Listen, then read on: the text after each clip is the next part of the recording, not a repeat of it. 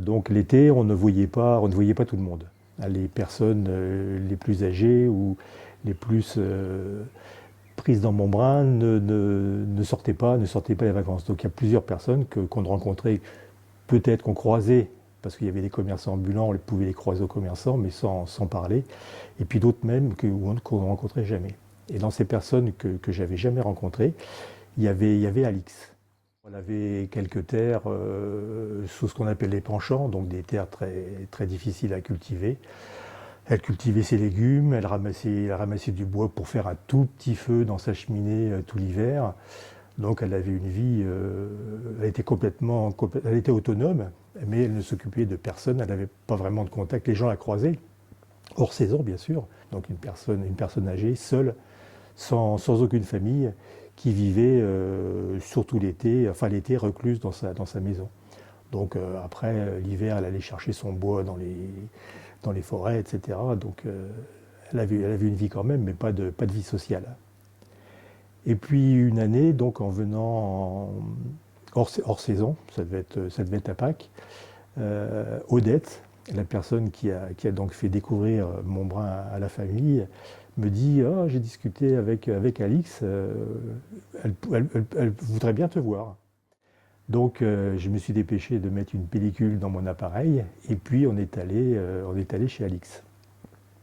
Alors Alix, il y avait une porte sur la place, sur la place du village, une porte assez importante, toujours fermée, toujours close. Donc un mystère, qu'est-ce qu'il y a derrière cette porte? Donc la porte franchie, on est rentré dans une pièce sombre, avec une ampoule qui pendait au bout d'un fil, avec des poutres noircies par des années de suie, et puis une cheminée, une grande cheminée, devant laquelle était assise Alix.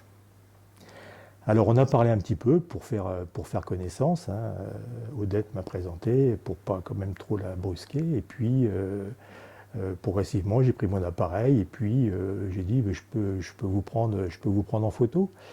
Alors je ne m'attendais pas à 8 francs et elle me dit tout de suite elle se lève, oui, attendez, j'enlève mon tablier pour être présentable. Je dis non, on ne change rien, vous gardez votre tablier comme tous les jours.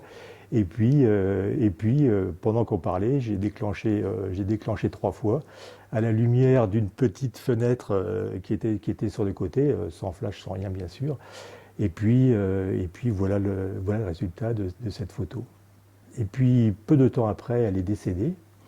Et les personnes qui ont vidé sa maison sous une pile de linge, au milieu de boîtes de chocolat qu'elle accumulait parce que les gens lui offraient des chocolats, mais jamais elle ouvrait les boîtes, donc depuis plusieurs années.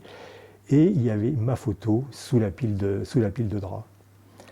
Donc l'idée est venue de faire un médaillon émaillé avec cette photo et puis la mettre sur sa tombe. Donc depuis plus de 40 ans, cette photo est sur la tombe d'Alix dans le cimetière de Montbrun.